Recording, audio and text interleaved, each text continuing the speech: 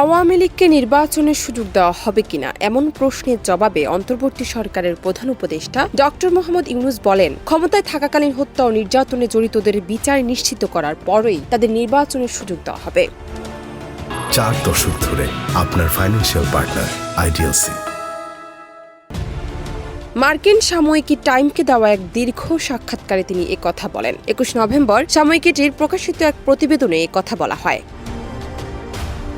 তিনি জানান, নির্বাচনের জন্য নির্দিষ্ট কোনো তারিখ এখনো নির্ধারণ করেনি সরকার। প্রথমে আমাদের রেল লাইন ঠিক করতে হবে যাতে ট্রেন সঠিক দিকে যেতে পারে।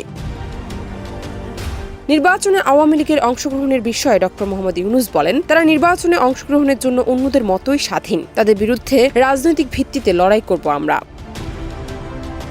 তবে ক্ষমতায় থাকাকালীন হত্যা ও ক্ষমতার অপব্যবহারের সঙ্গে জড়িতদের সুষ্ঠু বিচার নিশ্চিতের পর আওয়ামী লীগকে নির্বাচনে প্রতিদ্বন্দ্বিতায় স্বাগত জানানো হবে বলে জানান প্রধান উপদেষ্টা।